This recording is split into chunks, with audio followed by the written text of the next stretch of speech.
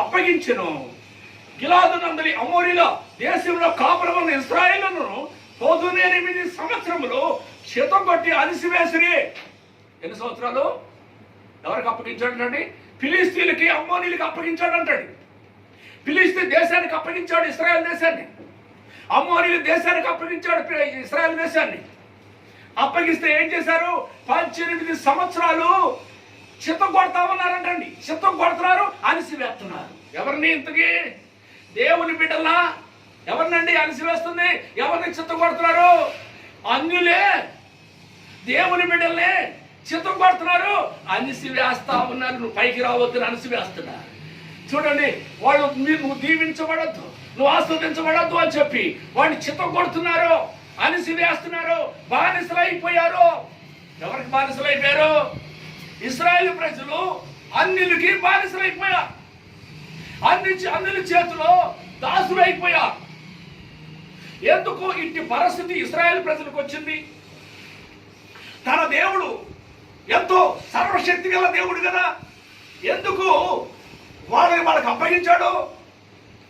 ఎందుకు అప్పగించాడండి? యెహోవాను విడిచిపెట్టి విగ్రహారాధన చేసినందువలన, దేవుడు విగ్రహారాధన చేయొద్దు అని మొట్టమొదటి చెప్పాడు. చెప్పిన మాట వినక వాళ్ళు విగ్రహారాధన చేసినందువలన దేవుని కోపం రగిలింది. దేవుడు ఫిలిస్తీన్లకి అమ్మోనీలకి వాళ్ళని అప్పగించేశాడండి. అప్పగిస్తే ఏం జరిగిందండి? చిత్తం కొట్టేశాడండి. ఇశ్రాయేలు ప్రజలు ఏం చేశారు? ఫిలిస్తీన్లు నల కొడుతున్నారు, అణిసివేస్తున్నారు, చెత్త కొడుతున్నారు, అణిసివేస్తున్నారు. ఎన్ని సంవత్సరాలు అండి? 18 సంవత్సరాలు. దేవుడు ఏం చేశాడో, వాళ్ళు మారు మనసు పొంది పశ్చాత్తాపం పడి దేవుని వైపు తిరిగేంత వరకు వాళ్ళ చేతికి అప్పగించాడండి. వాళ్ళు 18 సంవత్సరాలు మారు మనసు పొందలేదు, 18 సంవత్సరాలు దేవుడి వైపు తిరగలేదు. చూసారా?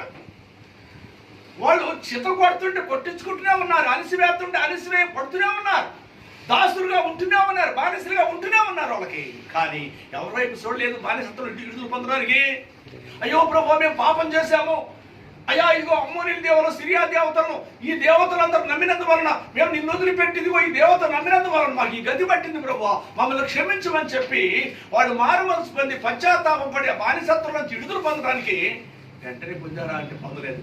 18 సంవత్సరాల తర్వాత వాళ్ళు మారు మనసు పొంది ప్రభు వైపు చూశారండి. ఏమో గట్టిగా స్తోత్రం చెబుదాం. హల్లెలూయా. కనుక దేవుడు ఆయన్ని విడిచిపెట్టి వేరొక దేవుడిని అనుసరించేటువంటి వారిని దేవుడు వదిలిపెడతాడా? వదిలిపెడతాడని ఎంత మాత్రం వదిలిపెడతాడనేది దేవుడు మనకు నేర్పుతున్నట్టు మాట్లాడి ప్రభు ఎంత మాత్రం వదిలిపెట్టేవాడు కాదండి. అందుకే ఇశ్రాయేలీయులు నువ్వు మాకు వద్దేసయ్యా, మేము విగ్రహారాధన చేస్తాము, మా ఇష్టం అంటే ప్రభు వదిలిపెట్టాడండి. ఎంత మాత్రం వదిలిపెట్టలేదండి. ఈనాడు కూడా అంతేనండి. ఈనాడు కూడా అనేక మంది బిడ్డలు తల్లిదండ్రులు ఏమి చర్చికి వస్తే పిల్లలు ఏమి చర్చికి రారు. చర్చికి రాక వాళ్ళు లోకానుసారంగా తిరుగుతుంటారు. నా ఇష్టమే నా ఇష్టం, నా ఇష్టమే నా ఇష్టమే తిరుగుతూ ఉంటే దేవుడు ఇశ్రాయేలు ప్రజలు మా ఇష్టం అని అంటే ఊరుకున్నాడా? ఎంత మాత్రం ఊరుకోలేదండి. ఫిలిస్తీన్లకు అప్పగించాడు, అమ్మోనీలకు అప్పగించాడు, చిత్త కొట్టడానికి అప్పగించాడు. అలాగే ఈ దినాల్లో కూడా ఏం చేస్తాడండి? 7 దెయ్యాలకు అప్పగించి చిత్త కొట్టిస్తాడు. 7 దెయ్యాలకు అప్పగించి చిత్త కొట్టిస్తాడు. లేక దొంగలకు అప్పగిస్తాడు. దొంగలకు అప్పగించి చిత్త కొట్టిస్తాడు. ఈ దినాల్లో కూడా వదిలిపెట్టడు. నమ్మి బాప్తిసం పొంది రక్షణ పొందినటువంటి దేవుని బిడ్డలు దేవుని యందు భయభక్తులు కలిగి దేవుని చిత్తానుసారం నడుచుకోకుండా నా ఇష్టం అని తిరిగితే ఇశ్రాయేలు ప్రజలకు పట్టిన గతి అలాంటి వారికి పట్టింది అనేది దేవుడు మనకు నేర్పుతున్న పాఠం అండి. మరొక మాట మనం గమనిస్తే దేవుని యొక్క వాక్యంలో 2వ రాజుల గ్రంథం అండి. 2వ రాజుల గ్రంథంలో వద్దాం. 6వ అధ్యాయం 24వ వాక్యం.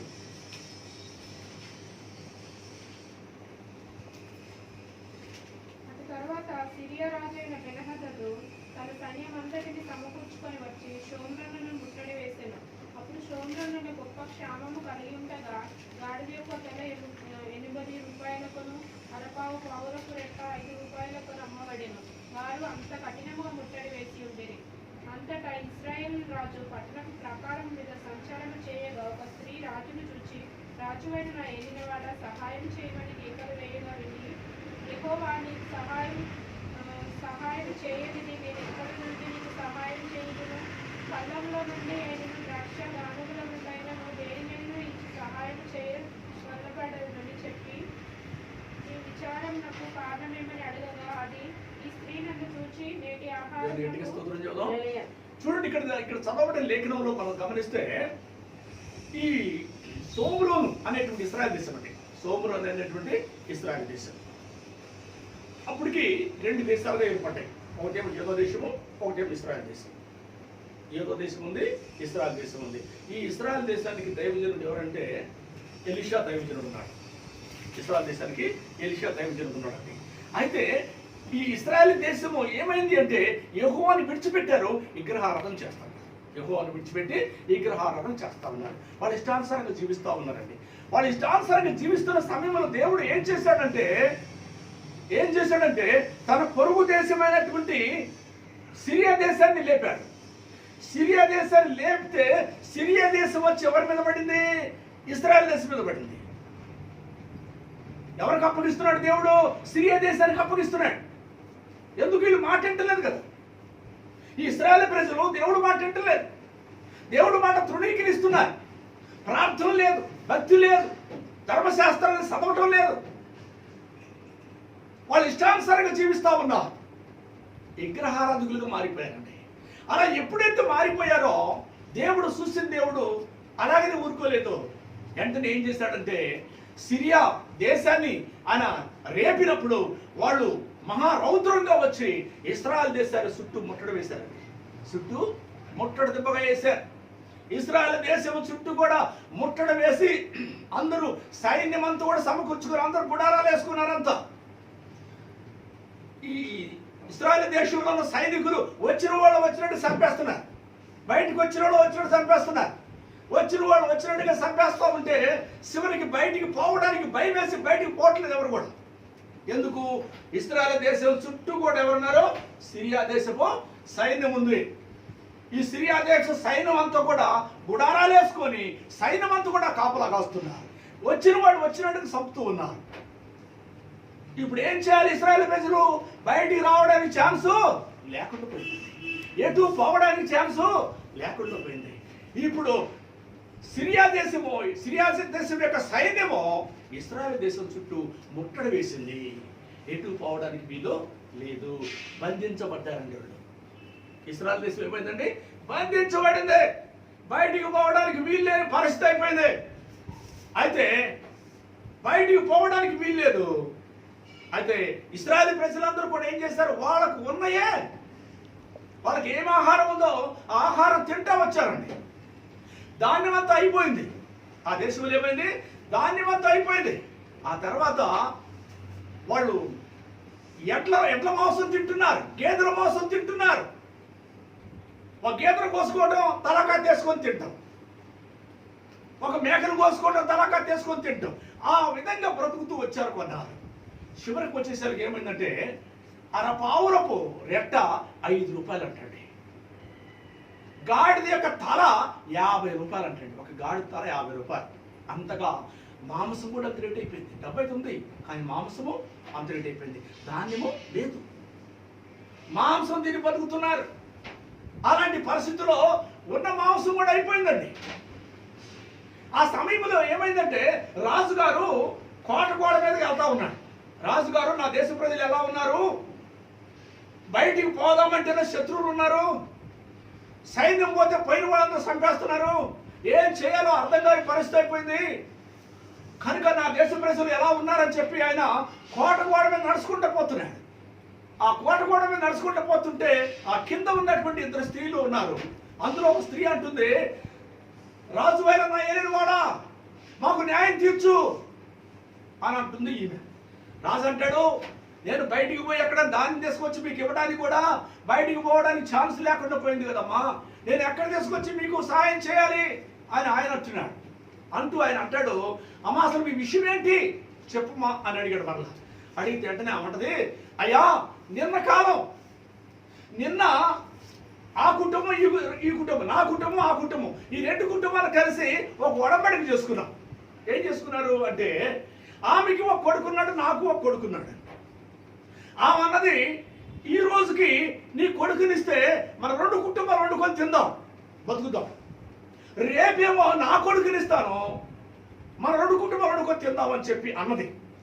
సరేలే అని చెప్పి రేపు ఆమె కొడుకునిచ్చిందంట కదా, ఈ రోజు నా కొడుకునిస్తాను అని చెప్పి నా కొడుకునిచ్చారయ్యా. నేను నా కొడుకునిచ్చాను. నా కొడుకునిస్తే ఆ కొడుకును మాంసం వండుకొని నా కొడుకుని చంపి ఆ మాంసం వండుకొని రెండు కుటుంబాలు తిన్నాం. నిన్న నా కొడుకు మాంసంతో బతికాం, ఈరోజు తన కొడుకునిస్తానంత కదా, అమ్మ నీ కొడుకున్నా మాకి ఆకలేస్తుంది, ఆ కొడుకు మాంసం తిన్నాం అని అంటే నా కొడుకుని ఇవ్వనంటుంది. నా కొడుకుని ఇవ్వనంటుంది. రాజా నువ్వే న్యాయం చేయాలి, నువ్వే మాకు తీర్పు చేయాలి అని చెప్పి ఆ స్త్రీ రాజుతో అంటుంటే రాజు గుండె కదిలిపోయిందండి.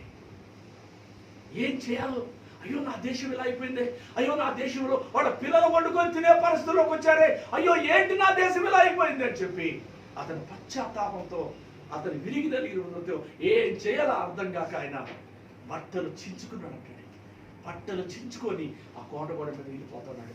పోతుంటే లోపల ఏముందంట, పైన బట్ట అయితే చించుకున్నాడు కానీ లోపలైతే ఏముంది, గోనె పట్ట కట్టుకొని ఉన్నాడు అంటాడు. రాజుగారు గోనె పట్ట కట్టుకున్నాడు.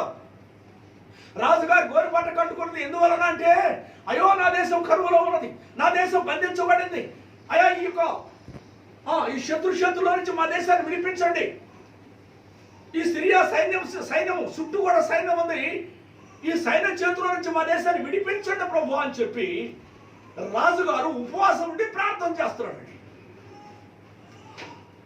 రాజుగారు తన దేశాన్ని కాపాడుకోవడం కోసం, తన దేశ ప్రజలు రక్షించుకోవడం కోసం, తన దేశ ప్రజల యొక్క పాపాలు ఒప్పుకుంటూ పశ్చాత్తాపం పడుతూ తన దేవుడైన యెహోవాని వేడుకుంటున్నాడు, ప్రార్థిపడుతున్నాడు, బ్రతిమలాడుకుంటూ ఆయన ప్రార్థన చేస్తూ ఉన్నాడండి ఉపవాసం ఉండి.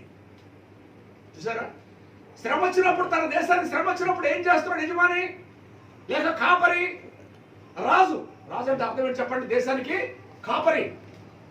దేశమంతా ఆయన చేతుల్లో ఉండదే, దేశమంతా రక్షించేది ఆయన, భక్షించేది ఆయనే, దేశాన్ని కాపాడేవాడు. దేశం శ్రమంలో ఉంటే చూస్తూ ఉండలేడు. ఇప్పుడు మనం గమనించి చూడండి, లాక్డౌన్లో మరి కేసీఆర్ గారి యొక్క విషయం మనం చూస్తే, మరి శ్రమ వచ్చింది దేశానికి, ఈ మన తెలంగాణ రాష్ట్రానికి శ్రమ వచ్చింది. ఏం చేశాడు రాజు గారు, కేసీఆర్ గారు?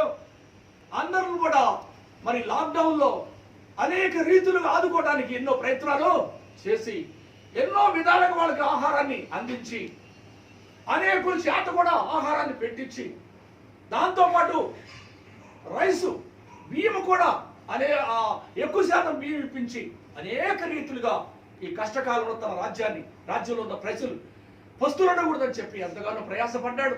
ఎంతగానో ఆయన కష్టపడి తన తెలంగాణ రాష్ట్రాన్ని, దేశాన్ని ఆయన కాపాడుకోవడానికి ఎంతో ప్రయత్నం చేశాడండి. అలాగనే ఈ ఇశ్రాయేలు దేశం రాజు ఏం చేశాడు?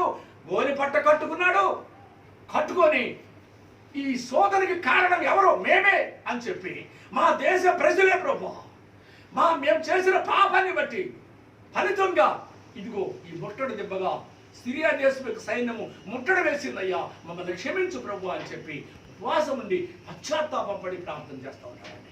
దేవునికి గట్టిగా స్తోత్రం చేద్దాం, గట్టిగా హల్లెలూయా హల్లెలూయా. మరి గమనిస్తూ చూడండి, తన దేశాన్ని కాపాడుకోవడం కోసం ఏం చేశాడు అంటే, ఏం చేశాడంటే ఈ బంధకంలో నుంచి లేక ఈ శరసాలలో నుంచి అంటే ఈ యొక్క సిరియా దేశం యొక్క సైన్యం చేతుల్లో విడిపించడానికి మా బలము చాలు, మా శక్తి చాలు, మాకేమీ తోచడం లేదు, నీవే మాకు దిక్కు ప్రభు అని రాజుగారు ప్రార్థన చేస్తాడు. నీవే ఈ సైన్యంలో నుంచి మమ్మల్ని విడిపించాలయ్యా, మా వల్ల కాదయ్యా, మా శక్తి చాలదు, మా బలము చాలదు, నీవే మాకు దిక్కు అని చెప్పి ప్రార్థన చేశాడు. చూసారండి, తన దేశాన్ని కాపాడుకోవడం కోసం ఎవరి మీద ఆధారపడ్డాడు? దేవుడి మీద ఆధారపడ్డాడు, దేవుని వైపు తిరిగా పశ్చాత్తాపడ్డా, ఉపవాసం ఉండి ప్రార్థన చేస్తున్నాడు తన దేశాన్ని కాపాడుకోవడం కోసం. ఆ తర్వాత ఎప్పుడైతే ఈ స్త్రీ అన్నదో అన్న వెంటనే ఆయన గుండె బద్దలైపోయిందని. బద్దలైపోయి ఎక్కడికి వెళ్ళాడు? తమ దేశంలో ఉన్న దైవజనుడైన ఎలీషా కాడికి వెళ్ళిపోయాడు. ఎవరెవరు వెళ్ళారు? ఎలీషా కాడికి సైన్యాధిపతారు రాజుగారు ఇద్దరు కలిసి తెల్లవారుజామున ఎక్కడికి వెళ్ళారు?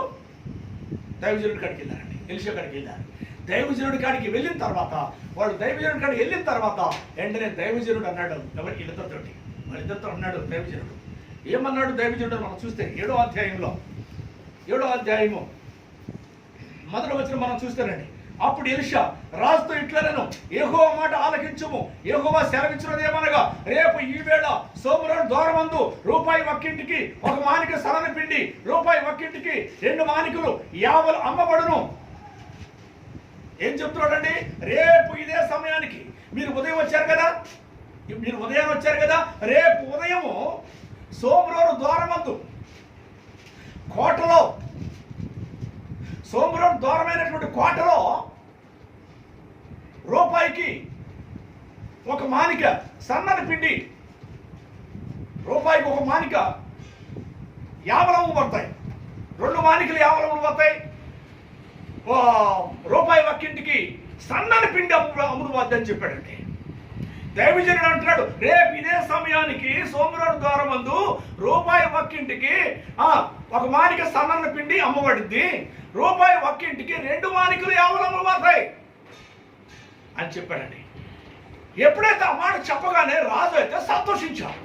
రాజు అయితే దేవుడు దైవజనుడు చెప్పాడు కనుక నేను ఉపవాసం ఉన్నాను కనుక నా దేశాన్ని తప్పక కాపాడుతాడని చెప్పి నమ్మాడండి రాజుగారు. ఎందుకు? భక్తి గలవాడు కాబట్టి నమ్మాడు, దేవుడు శక్తిని తెలుసుకున్నవాడు కాబట్టి నమ్మాడు, దైవజనుడిని ఎరిగినవాడు కాబట్టి నమ్మాడు. ఆ పక్కన ఉన్నాడు చూడండి సైన్యాధిపతి, అతను నమ్మలేదండి. అతను నమ్మకం ఏమంటాడంటే దేవుడు ఆకాశ వాక్యాలు నింపినా కానీ ఇది జరగదు,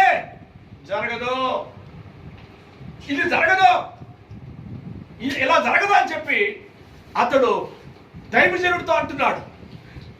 ఆకాశ వాక్యాలు నింపినా ఇది జరగదు అన్నాడండి.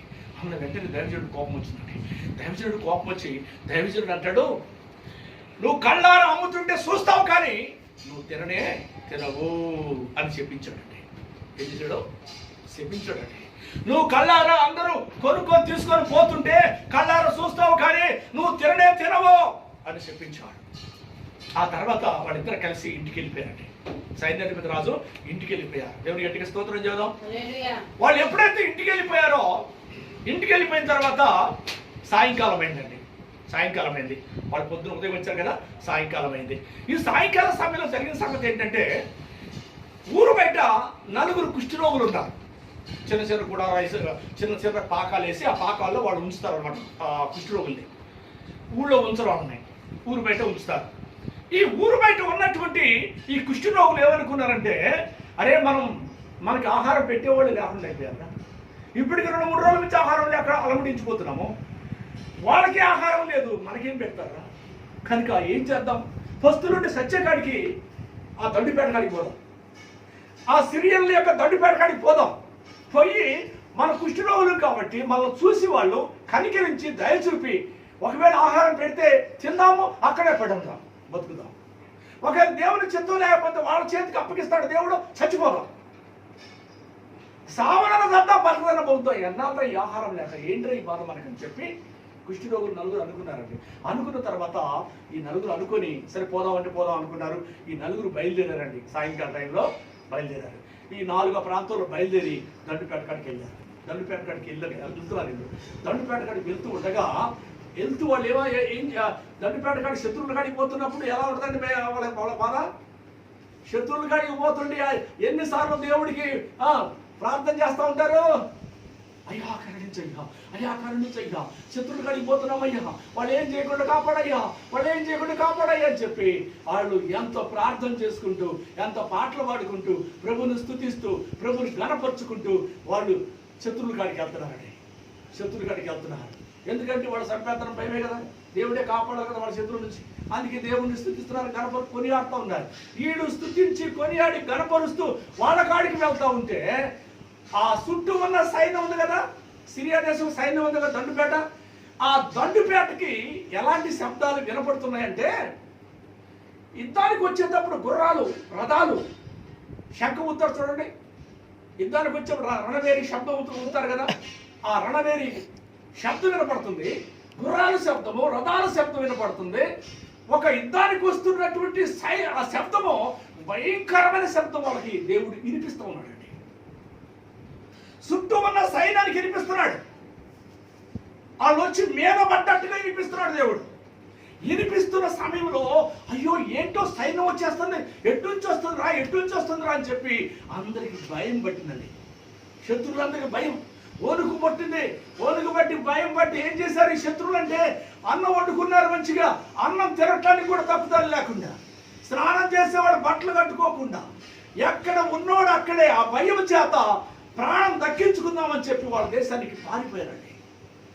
ఒక్కడ మిగలేదు దేవుని శబ్దానికి. ఆ రథాల శబ్దం, గుర్రాల శబ్దం, రణవేరి శబ్దము మోగుతూ ఉంటే ఆ దెబ్బకు తట్టుకోలేక ఒక్కడు నిలబడకుండా అందరూ పారిపోయారండి. వాళ్ళ గుడారాలు వదిలిపెట్టి, గుర్రాలు వదిలిపెట్టి, రథాలు వదిలిపెట్టి, లోపల ఉన్న మరి యావలు కానీ, పిండి కానీ, డబ్బు కానీ సమస్తం వదిలిపెట్టి ప్రాణం దక్కేసాలని చెప్పి పారిపోయారండి. ఎవరు గట్టిగా స్తోత్రం చేద్దాం గట్టిగా, హల్లెలూయా. వాళ్ళు ఎప్పుడైతే పారిపోయారో వీళ్ళు ఏం చేశారు, చక్కగా గుడారాల కాడికి వెళ్ళారు. ఈ నలుగురు కుష్ఠరోగులు గుడారాల కాడికి వెళ్ళారు. ఆడికి వెళ్ళి చూస్తే ఎవరు కనిపించట్లేదు. ఏంటో ఎవరు కనిపించట్లేదు, ఎవరు లేరే అనుకుంటున్నారు. అనుకుని ఈ గుడారం కాడికి పోయారు, ఆ గుడారం అన్ని గుడారాలు చూస్తారు. ఇక్కడ చుట్టూ ఉన్నాయండి, దేశం చుట్టూ కూడా గుడారాలు ఉన్నాయి.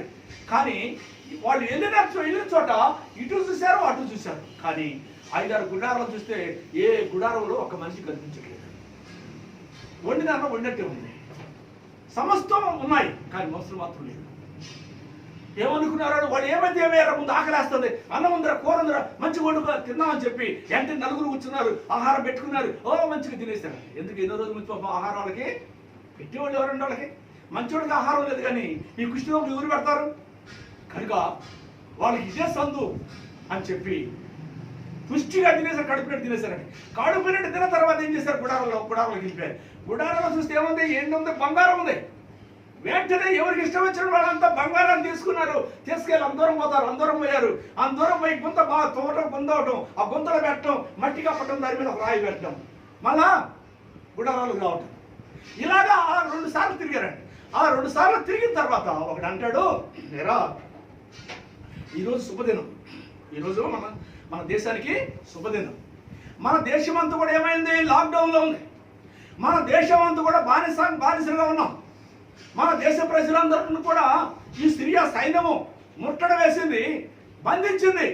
కనుక ఇప్పుడు చూస్తే ఈ సైన్యం అంతా లేదు. ఇప్పుడు సైన్యము లేదు, సైన్యం లేదు. యావలు ఉంది, యావల పిండి ఉంది, ఎండు ఉంది, బంగారం ఉంది, అన్నీ ఉన్నాయి ఇక్కడ. అయితే ఇక్కడ మనుషులు అయితే, శత్రువులు అయితే లేరు. ఈ సంగతి మన దేశానికి తెలుసా? తెలియదు కదా. మన రాజుగారికి తెలుసా? తెలియదు కదా. కనుక ఈరోజు మనం వెళ్ళి వాళ్ళ రాజుగారికి శుభవార్త చెప్తాం. ఏమనుకున్నారండి, ఈ శుభవార్తని మనము ఏం చేయాలి, రాజుగారికి చెప్పాలి అని చెప్పి మాట్లాడుకొని, ఈ శత్రువులు లేరు ఇక్కడ, మేము వెళ్ళి చూసాము, అక్కడ యావలు ఉన్నాయి, అన్నీ ఉన్నాయి, శత్రువులు లేరని సంగతి చెప్పుడు ద్వారాగా మన దేశానికి ఒక శుభవార్తను అందించిన వాళ్ళు అవుతాం. మన దేశం బంధించబడింది, మన దేశం సాతాను చేత బంధించబడింది. విడుదల పొందడానికి మనం వెళ్ళి ఏం చేయాలి చెప్పి రాజుగారికి చెప్తే, రాజుగారు ఏం చేస్తాడు, మన దేశాన్ని విడిపిస్తాడు అని చెప్పి వాళ్ళ రాత్రే వెళ్ళిపోయారు. రాత్రే వెళ్ళిపోయి రాజుగారికి చెప్పారు. రాజుగారికి చెప్పగానే వెంటనే రాజుగారు పక్కన ఉన్నటువంటి సైన్యాధిపతి ఏమంటాడు, ఉట్టిదే అలా కాదు, వాళ్ళు ఏదో దాక్కొని ఉంటారు అంటాడు. ఈ సైన్యాధిపతి అంటాడు, పక్కన ఏదో దాక్కొని ఉంటారు, మనం వెళ్ళగానే వాళ్ళు మన మీద పడతారు, చంపేస్తారు అని అంటాడు. అట్లయితే అంతకుముందు ఎంతో మంది సైనికులు చనిపోయారు కదా, కనుక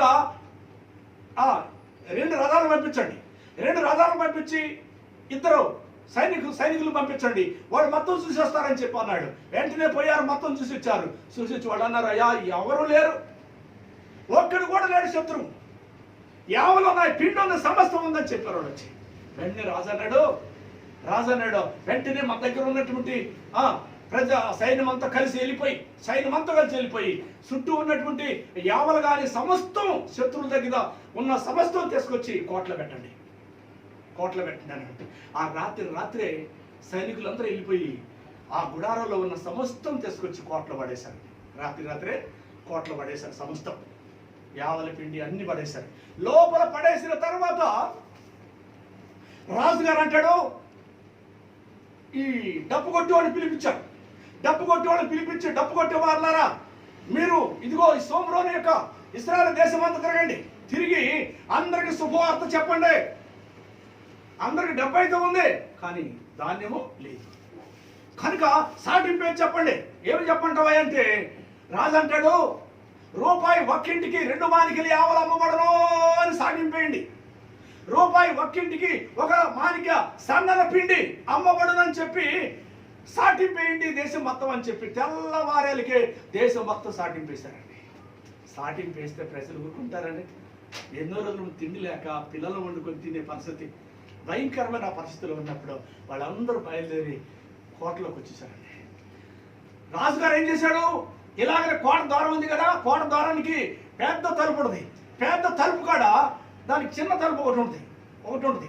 అయితే ఆ చిన్న తలుపు తీసి సైన్యాధిపతి నువ్వు ఇక్కడే ఉండు, ఏడా ఈ ద్వారం కాడుండి వాళ్ళందరూ కూడా పంపించు. వాళ్ళందరూ కూడా ధాన్యం కొంటారు, కొని ఇటుకుండా వెళ్ళిపోతారు. అటుకుండా వస్తారు, ఇటుకుండా వెళ్ళిపోతారు. సైన్యాధిపతి నువ్వు పంపించమని చెప్పాడు. దాన్ని తలిపేసేసారు. చిన్న ద్వారం ఉంది కదా, ఆ చిన్న ద్వారంలో నుంచి ఆయన అందరు పంపిస్తా ఉన్నాడు. అందరు పోతున్నారు, యావలు మరి పిండి కొనుక్కొని వెళ్ళిపోతా ఉన్నారు. దేవుడి గట్టిగా స్తోత్రం చేద్దాం. హల్లెలూయా. ఎందుకు దైవజనుడు ఏమన్నాడు, లేక ఈయనేమన్నాడు, సైన్యాధిపతి ఏమన్నాడు, దేవుడు ఆకాశ వాకిళ్ళు తెరిసినా ఇది జరగదు అన్నాడు. ఎలీషా ఏమన్నాడు, రేపు ఇదే సమయానికి సోమ్రోను ద్వారమందు రూపాయి ఒక్కింటికి 2 మానికలు యావలు, రూపాయి ఒక్కింటికి 1 మానిక పిండి అమ్మబడును అన్నాడు ఆయన. ఆ మాట అంటే రాజుగారు ఎంత సంతోషించాడండి, దేవుడు చేస్తాడని నమ్మాడు. అయితే ఈ నమ్మలేదండి. ఎవరు నమ్మలేదు? ఎందుకే సైన్యాధిపతి నమ్మలేదండి. ఏమన్నాడు, దేవుడు ఆకాశ ద్వారాలు తెరిసిన తూములు తెరిసినా కూడా జరగదు అన్నాడు. వెంటనే దైవజనుడు ఏమన్నాడు, నువ్వు కళ్ళారా అందరూ కొనుక్కుంటుంటే చూస్తావు కానీ నువ్వు తినలేతనం అన్నాడు. అన్న మాట గుర్తుందా ఈయనకి? ఈ డోర్ కాడ నిలబడ్డాడు గుర్తుందా? ఏమండి, గుర్తుండాలి కదా. దైవజనుడు చెప్పినట్టుగా తెల్లవారుజామున పిండి అమ్ముడుపోతుంది కదా. అమ్ముడుపోతున్నప్పుడు అన్ని సక్కెర జరిగినాయి. ఇప్పుడు దైవజనుడు చెప్పింది ఇంకోటి ఉంది కదా, ఏంటది? కళ్ళారా చూస్తావుగా తినమని చెప్పాడే, అది జరగాలి కదా నా పట్ల. అంటే తినంటే అర్థం ఏంటి? నేను చచ్చిపోతానేమో, అయ్యో ప్రభు నన్ను క్షమించయ్యా, అయ్యా ఏదో బుద్ధి తక్కువ ప్రభు, గమనం తొందరపడి మాట్లాడానయ్యా, నన్ను క్షమించయ్యా, నన్ను బ్రతికించయ్యా, అయ్యా ఇంకెన్నడీ అవిశ్వాస మాటలు మాట్లాడినయ్యా, అప్రమకం మాటలు మాట్లాడినయ్యా, నన్ను క్షమించయ్యా, ఈ శాపం నామే తొలగించయ్యా అని చెప్పి బ్రతులాడి పశ్చాత్తాపడి దేవుని వైపు తిరిగి దేవుడిని అడిగినట్టే దేవుడు ఏం చేసేవాడండి, తన శాపాన్ని వెనక్కి తీసుకునేవాడు కదండి, బతికించేవాడు కదా. కానీ లెక్క చేశాడా? లెక్క చేయలేదండి. లెక్క చేయక ఆ ద్వారం దగ్గర అలాగనే వెళ్ళండ్రా కొనుక్కోండిరా అన్నాడు. ఇలా అన్నాడు. అయితే జనం ఎక్కువైపోయారు బయట. కంతేమో చిన్న కంత అయిపోయింది, చిన్న ద్వారం అయిపోయింది. ద్వారం చిన్నది, ప్రజలు ఎక్కువ మంది ఉన్నారు. అలా ప్రజలందరూ నెడుతుండగా మరి ఆ ద్వారం ఎన్ని సంవత్సరాలదో ఇప్పుడుదో అది పాతదో కొద్దో తెలియదు కానీ జనమంతా నెట్టుడు ద్వారాగా ఆ కోసాలతో సహా మొత్తము ఏమైంది, అలాగనే ఒరిగిపోయిందండి. చాలా ఎత్తు ఉంటుంది కదా ద్వారం. అలా దాన్ని నెట్టగా అందరు నెట్టగా ఆ ద్వారం అలాగనే ఇరిగి పడిందండి. దాని కింద ఎవరున్నారు? దాని కింద సైన్యాధిపతి ఉన్నాడు. ద్వారం ఎప్పుడైతే సైన్యాధిపతి మీద పడిందో, సైన్యాధిపతి లోపల ఉన్నాడు, పైన ద్వారం తలుపు పడిపోయింది. ఆ ప్రజలంతా ఏం చేస్తున్నారు? పరిగెత్తుకుంటూ ఈ తలుపు తొక్కటం, వెళ్ళిపోవటం. అందరు తొక్కుతున్నారు, వెళ్ళిపోతున్నారు, తొక్కుతున్నారు, వెళ్ళిపోతున్నారు. కానీ లోపల నేను ఏమవుతున్నాడండి? ఆ తొక్కుడు దెబ్బకి ఏమవుతున్నాడు అంటే అయిపోయాడండి, చనిపోయాడండి. దేవుడు గట్టిగా స్తోత్రం చేయడం. హల్లెలూయా. దైవజనుడు ఏం చెప్పాడు? నువ్వు నమ్మలేదు కనుక నువ్వు కళ్ళారా చూస్తావు, కానీ నువ్వు తినే వాళ్ళందరూ అమ్మటానికి ఈయనే పంపిస్తున్నాడు. కళ్ళారా చూశాడు. చివరికి తినడానికి దక్కుదల ఉందానికి దక్కుదల లేదండి. కనుక పిల్లలు గమనించినట్లయితే ఆ దేశ ప్రజలందరూ కూడా వినిపించడానికి దేవుడు ఏం కార్యం చేశాడు అని అంటే ఒక్క రోజులో అద్భుతం జరిగించేశాడండి. ఎన్నో నెలల నుంచి ముట్టడి వేసి బయటికి పోలేని పరిస్థితి, ఒక్క మనిషి బయటికి పోయి చంపేస్తున్నారు. ఆ విధంగా ముట్టడి వేసినటువంటి ఆ సిరియా సైన్యం అంతా కూడా దేవుడు ఏం చేశాడు చెప్పండి? వాగ్దానం చేసిన ప్రకారంగా ఆ దేశపు రాజు అయితే గోని పట్ట కట్టుకొని ఉపవాసం ఉండి తన దేశ ప్రజల నిమిత్తమై పశ్చాత్తాపం పడుతూ దేవుని వైపు తిరిగి, అయ్యా ఇదిగో ఈ సిరియా ఈ సైన్యాన్ని చేతుల నుంచి మమ్మల్ని విడిపించయ్యా, ఈ బానిసత్వం నుంచి విడిపించి, దాసత్వం నుంచి విడిపించయ్యా, ఈ బందికాల నుంచి మమ్మల్ని విడిపించయ్యా అని ప్రార్థన చేశాడండి. ప్రార్థన చేస్తే ఆ రాజుగారు ప్రార్థన విన్న దేవుడు దైవజనుడితో మాట్లాడాడు. రేపు ఇదే సమయానికే సన్నని పిండి అమ్ముడుపోద్ది, ఆవులమ్ముడు పోతాయి, భయపడద్దు, దిగులు పడద్దు, దేవుడు కార్యం చేస్తాడు, ఏం భయపడద్దు, మీ ప్రార్థన ఆలకించాడు, దేవుడు కార్యం చేస్తాడని దైవజనుడు చెప్పాడు. చెప్పినట్టుగానే దేవుడు ఏం చేశాడు? అదే తెల్లవారుజామున అద్భుతము జరిగించాడు. ఎలాంటి దేవుడు అండి చెప్పండి? ఎంత గొప్ప దేవుడు అండి! ఏమండి, ఎన్నో నెలల నుంచి మరి ముట్టడి దెబ్బగా వేశారు, బయటికి పోలేని పరిస్థితి, కర్ఫ్యూ విధించబడింది, లోపలే ఉన్నారు, వాళ్ళ పిల్లలు వండుకొని తినే పరిస్థితిలోకి వచ్చారు. ఆ భయంకరమైన పరిస్థితిలో, ఆ దుఃఖ సమయంలో, ఆ కన్నీటి మయంలో ఉన్నటువంటి ఆ దేశాన్ని దేవుడు ఏం చేశాడంటే ఒకే రోజులో అద్భుతం జరిగించి శత్రువులందరూ తరివేశాడండి. శత్రువులను తరివేశాడు. తన ప్రజలందరికీ మళ్ళీ ఆహారము పెట్టుకున్నాడు.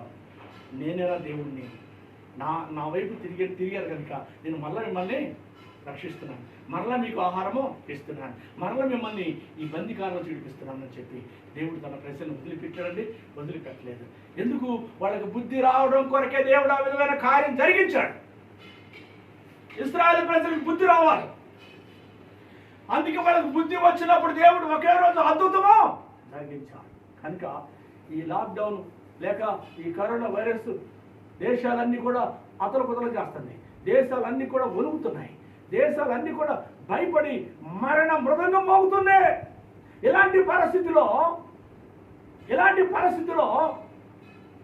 ప్రతి ఒక్కరు ఏమంటారంటే, అరే చేతులు కడుక్కోరా, ఏమిటి చేతులు కడుక్కోరా, శానిటైజర్ వేసుకొని చేతులు కడుక్కో, డెటాల్తో చేతులు కడుక్కో అని సలహాలు ఇస్తున్నారు అనేక మంది. కానీ దేవుడికి ఏది కావాలండి? స్నానం చేయటం కావాలన్నా, చేతులు కడుక్కోవడం కావాలన్నా, ఏం కావాలి దేవుడికి? ఎందుకు? దేవుని చిత్తము లేని కరోనా వైరస్ వచ్చిందా అంటే రాని రాలేదండి. ఈ దేవుని వద్ద నుండి ఈ కరోనా వైరస్ వచ్చిందనేది దేవుడు మనకు తేటగా తెలియజేస్తా ఉన్నాడు. ఆనాడు ఇశ్రాయేలు ప్రజల మీదకి ఆ శత్రువులు ఎలా వచ్చి చుట్టూ ముట్టడి వేసి ఇశ్రాయేలు ప్రజల్ని బాధించారో, కారణం వారు బాధించడానికి దేవుడే. ఎందుకు? దేశ ప్రజలందరూ కూడా పాపంలో ఉన్నారు, దేశ ప్రజలందరూ అక్రమంతో జీవిస్తున్నారు, దేశ ప్రజలందరూ కూడా వాళ్ళ హృదయాలు, తలంపులు, ఆలోచనలన్నీ చెడిపోయాయండి. చెడిపోయిన వారిని బాగు చేయాలంటే, తన వైపు తిప్పుకోవాలంటే ఏం చేశాడు దేవుడు అంటే శత్రువులకు అప్పగించాడండి. అప్పగించినప్పుడు ఉపవాసాలను ప్రార్థన చేస్తున్నప్పుడు దేవుడు ఏం చేశాడు? వాళ్ళ హృదయాలు శుద్ధి చేసుకున్నప్పుడు, వాళ్ళ హృదయాలు కడుక్కున్నప్పుడు, వాళ్ళ మనసులు దేవుని వైపు మళ్ళినప్పుడు, దేవుని వైపు తిరిగినప్పుడు వెంటనే ఒకే రోజులో అద్భుతం జరిగించి వాళ్ళందరూ తోలివేసి ఆ దేశాన్ని ఏం చేశాడు? విమోచించాడండి. ఆ దేశానికి గొప్ప విడుదలిచ్చాడండి. ఇశ్రాయేలు దేశానికి విడుదలిచ్చాడు. శత్రువుల నుంచి దేవుడు విడిపించాడు. అలాగే మన అన్ని దేశాల్లో ఉన్న ఈ కరోనా వైరస్ల నుంచి విడుదల పొందాలి అనంటే దేశ ప్రజలందరూ ఏం చేయాలి? చేతులు కడుక్కున్నారు కానీ శానిటైజర్ వేసి కడుక్కున్నా కానీ మాస్కులు పెట్టుకుంటే పెట్టుకోవడం మంచిదే. కానీ ఏం కడుక్కోవాలి? చేతులు కాదని కడుక్కోవాల్సింది మన మనసును కడుక్కోవాలి. మనసు చెడిపోయింది, తలంపులు చెడిపోయాయి, ఆలోచన చెడిపోయాయి. పాపపు తలంపులు, పాపపు ఆలోచనలు, పాపపు ఊహలు, చెడు తలంపులు, చెడు ఆలోచనలు అవన్నీ కూడా ఏం చేయాలి? కడగబడాలి. హృదయ శుద్ధి గలవారు ధన్యులు, వారు దేవుడిని చూస్తారని వాక్యం చెప్తుంది. నీ హృదయాన్ని శుద్ధి చేసుకోవాలి. హృదయం చెడిపోతే ఆ సమస్త అవయవాలన్నీ చెడిపోతాయి. ముందు హృదయం చెడిపోయింది. ఈ హృదయం చెడిపోయింది కనుక దీన్ని కడుక్కోమని ప్రభు చెప్తున్నాడు. హృదయాన్ని బాగు చేసుకో, అప్పుడు దేవుడు క్షమిస్తాడండి. క్షమించి దేవుడు ఏం చేస్తాడు? అప్పుడు ఈ కరోనా వైరస్ని గద్దించి దాన్ని దూరం చేస్తాడండి. దేవుడు గట్టిగా స్తోత్రం చేద్దాం. హల్లెలూయా, హల్లెలూయా.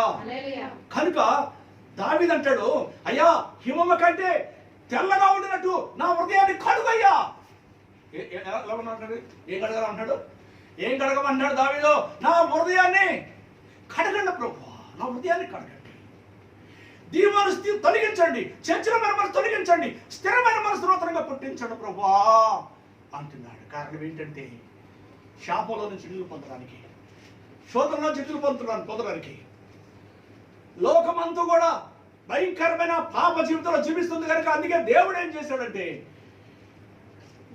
మన పాపాలు ఒప్పుకొని పశ్చాత్తాపం పడి దేవుని వైపు తిరిగితే, మన హృదయాలు కడుక్కుంటే, మన తలపులు కడుక్కొని ఇక నుంచి పాపం చేయను ప్రభా, ఇక నుంచి నేను పాపం చేయను ప్రభా అని పశ్చాత్తాపం పడితే, ప్రభు వైపు తిరిగితే, క్షమించి దేవుడు ఏం చేస్తాడంటే ఈ కరోనా వైరస్ నుంచి విడిపించి గొప్ప విమోచన మన దేశాల మొత్తానికి ప్రభు ఇస్తాడు. దేవుని గట్టిగా స్తోత్రం చేద్దాం. హల్లెలూయా. అందుకే చూడండి, రాజుగారు తన హృదయాన్ని కడుక్కున్నాడు, తన మనసు కడుక్కున్నాడు. దేశ ప్రజల యొక్క అందరి హృదయాలని కడగండి ప్రభా, శుద్ధి చేయండి అయ్యా, వాళ్ళ పాపాలు క్షమించమని అడిగాడు గనుక దేవుడు క్షమించాడు గనుక అందుకే ఏం చేశాడు? శత్రువులో నుంచి తన దేశాన్ని ప్రభు కాపాడాడు, విడిపించాడు. ఆ దేశానికి విమోచన దొరికింది. ఆ దేశానికి వాళ్ళ పిల్లలను వండుకొని తినే పరిస్థితిలో నుంచి దేవుడు విడిపించి ఒకే రోజు ఏం చేశాడంటే తారుమారు చేసి యావలి పిండిని ఆ దేశానికి ఇచ్చి దేశం మొత్తం సంతోషపరచాడండి. అలాగా గొప్ప విమోచన ఇశ్రాయేలు దేశానికి ఇచ్చిన దేవుడు మన దేశాలన్నిటి కూడా ఇవ్వాలి అని అంటే ఏం చేయాలి? మనం కూడా ఉపవాసం ఉండి మన హృదయాన్ని శుద్ధి చేసుకోవాలి. హృదయం శుద్ధి చేసుకోవాలండి. చేతులు ఎన్నిసార్లు కడుక్కున్నా అవి దేవునికి ఇష్టం కాదు, కానీ హృదయం కడుక్కుంటే దేవునికి ఇష్టం అండి. మన తలంపులు కడుక్కుంటే దేవునికి ఇష్టం. కాబట్టి దేవుడు ఇదిగో ఈ వైరస్లో నుంచి విడిపించి మనకి ఈ విడుదల ఇస్తాడు, మనకు సమాధానం ఇస్తాడు, మనకు లేమిని గద్దిస్తాడు, కలిమినిచ్చి మనం గొప్ప విమోచనకు కారకులుగా దేవుడు చేస్తాడు. కనుక పిల్లరా, ఇశ్రాయేలు దేశం నుంచి శత్రువులు ఎలా పారదోలాడో అలాగా కరోనా వైరస్ నుంచి కూడా పారదోలి దేవుడు మన దేవుడు. అలాంటి అద్భుతాలు ఒకే రోజు గొప్ప అద్భుతం జరిగించిన దేవుడు. అలా మన జీవితాలు, మన కుటుంబంలో, మన పట్ల అద్భుతాలు చేసి మనకు జయాలు అనుగ్రహించి దేవుడిగా ఉంటాడు. ఆయన ఒక్కరోజు ఉపవాసం ఎన్ని రోజుల నుంచి ఉన్నాడో మనకు తెలియదండి. ఎన్ని రోజుల నుంచి ఉపవాసం ఉన్నాడో తెలియదు, కానీ రాజుగారు మాత్రం ఉపవాసం మాత్రం ఉన్నాడు. శ్రమలు ఏమై ఉన్నాడు?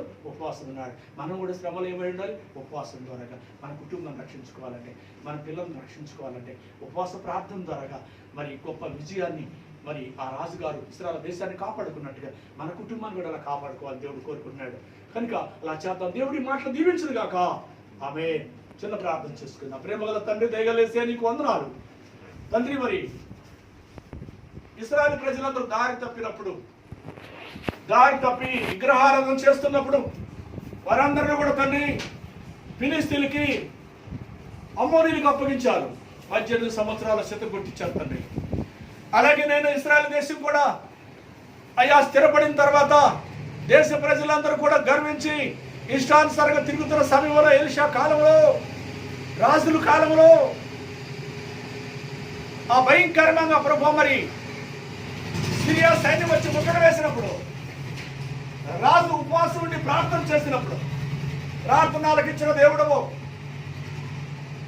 సిరియా సైన్యాన్ని భయము, వణుకు పుట్టించి వారిని తోలివేశావు ప్రభు. పారిపోయారు ప్రభు. నీ ప్రజలందరినీ కూడా ఒకే రోజులో విమోచించి నీ ప్రజలకి ఆహారం పెట్టి నీ ప్రజలను రక్షించుకున్నావు. నీకు స్తోత్రాలు పొందవుతుంది. ఈ గొప్ప కార్యాలు ఎవరైతే తన తప్పు ఒప్పుకొని పశ్చాత్తాపడి విరిగి నలిగిన హృదయంతో ఎవరైతే తన హృదయాన్ని కడుక్కుంటారో, తన మనసును కడుక్కుంటారో, పవిత్రపరుచుకుంటారో, వాళ్ళు ఎట్టి కరోనా వైరస్ లో ఉన్న, ఎట్టి శాపంలో ఉన్న అవన్నిట్లో నుంచి విడిపించి ఒకే రోజు విడిపించి అద్భుతం చేసే దేవుడిగా ఉన్నామని మాకు తెలియజేసినందుకు స్తోత్రాలు, వందనాలు చెల్లించుకుంటున్నాం తండ్రి. అయ్యా, మా దేశమంతా కరోనా వైరస్ తో బాధపడుతున్నాము తండ్రి. మా రాష్ట్రాలు కరోనా వైరస్ నుంచి తప్పించండి. మా దేశము కరోనా వైరస్ నుంచి తప్పించండి అయ్యా. అన్ని దేశాలు కరోనా వైరస్ నుంచి తప్పించండి ప్రభా. రక్షించండి ప్రభా, విమోచించండి నాయన. నా తండ్రి, మీకు అసాధ్యం అంటే ఏం లేదు, సమస్తం సాధ్యం కనుక మీరు తప్పించి రక్షించి కాపాడమని ప్రార్థన. మా విశ్వాసులంతా దేవుని బిడ్డలందరూ కూడా తండ్రి అయ్యా, మరి ఎవరికి కూడా కరోనా వైరస్ రాకుండా కాపాడండి. మా సంఘ బిడ్డలందరినీ కాపాడండి. ఎవరికి కూడా కరోనా వైరస్ రాకుండా కాపాడి మహిమపొందమని ప్రార్థన చేస్తున్నాము తండ్రి. లాక్డౌన్ యొక్క కరువులో ప్రతి అవసరాలు తీరుస్తూ, అక్కర్లు తీరుస్తూ నీ బిడ్డలు బలపరచమని ప్రార్థన చేస్తున్నాము. మమ్మల్ని అందరూ మీ చేతుల్లో పెట్టుకుంటూ నీవే మాకు ఆధారమై ఉన్నావు తండ్రి. మీకు వందనాలు చెల్లిస్తూ యేసు నామములో ప్రార్థన చేసి విడుకుంటున్నాం తండ్రి. ఆమేన్.